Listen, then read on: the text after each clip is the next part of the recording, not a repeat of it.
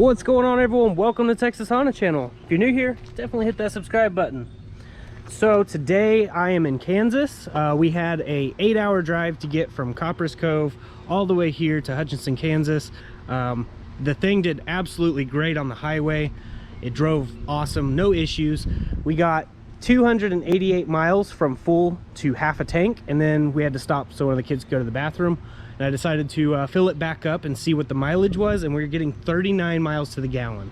So I used 7 gallons to go 288 miles with AC on. So this thing is doing absolutely amazing. So we did run into some pretty bad storms in Oklahoma. Got really bad. Visibility was very little. We could actually see better on the GoPro than we could with our own eyes, which was pretty crazy. But yeah, we made it here safely. It's super flat, as you can see. Kansas is super flat, and we got here at my dad's house, and this is him. Hey, Texas. So we got his bike. I want to show you guys this real quick. I know this isn't exactly what I usually put on the channel, but you see that glitter flake in that? This is all spray can painted.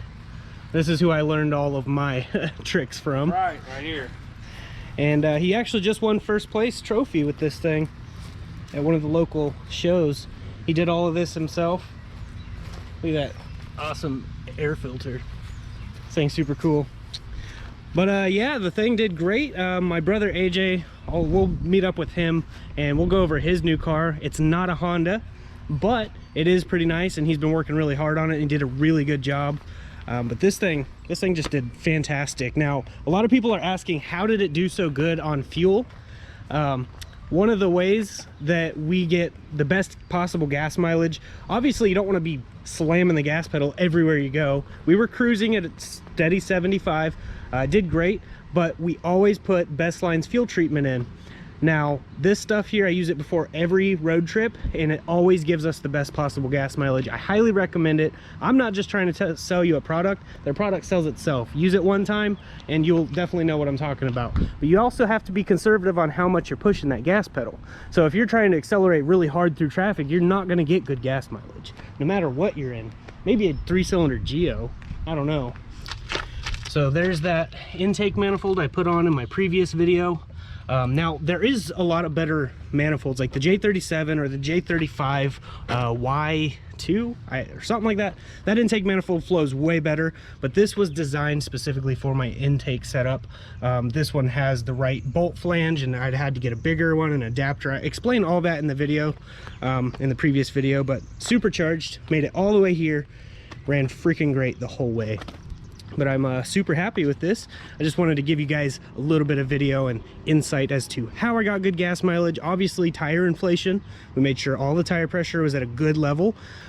Best to check it when it's cold in the morning and fill up then. But check your recommended tire pressure. But yeah, once we meet up with my brother AJ, I'll go over and show you his car. So we're gonna go and look at my dad's other things that he's got. So this is his PT Cruiser, his project that he's had back here.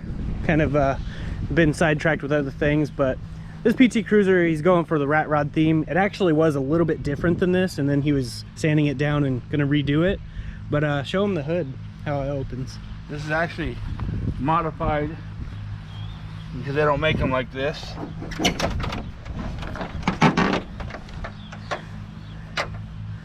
So we gotta pull this baby out.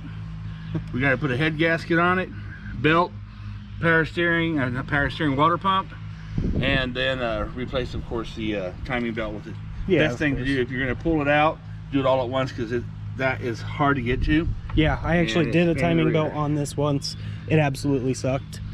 So yep, this is what we gonna hopefully get done by the summer. And it has AC. Yeah, it's definitely a cool little car. Ride. It sounds real cool too, like the exhaust. But he custom did this hood with a hinge. It's unbolted right now. Yeah. But basically that's how the hood opens now. Yeah, it's ghetto. That's what we do. You know, it's whatever.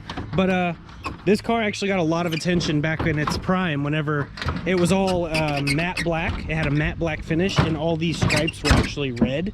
And it looked a lot better than this. This was just him sanding it down and getting ready to redo it, and still got the old More Motorsports sticker across the top. And these are actually 1950 Chrysler hubcaps. That was a good find. Yeah, and the rear's lowered down as well as the front.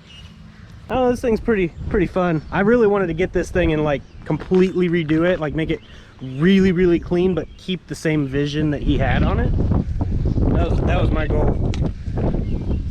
As you can see, it's pretty cool. He had a, didn't you have like a skull shift knob or something? I had actually a 2-foot giant shifter knob that actually set up right about shoulder's length when you're sitting in the car, that actually worked by the button and shifted.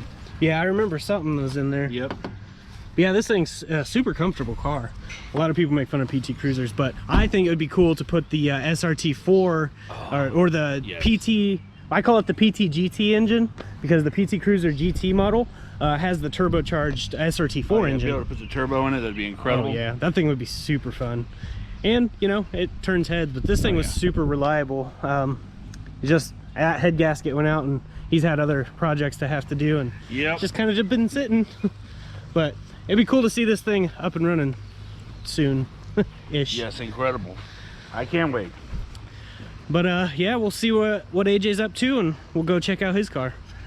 All right, so you guys remember AJ? What up? If you don't remember him, I have plenty of videos on the channel where he's in them.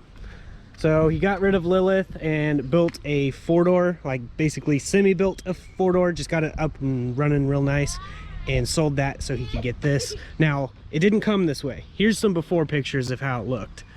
As you can see, it looks pretty bad. It was in a front end wreck and it was needing a lot of love, but AJ over here has been working tirelessly on it at the body shop. All the work was done by him, of course, with guidance from our uncle, because he owns the body shop and works it there, and you know, does really good work.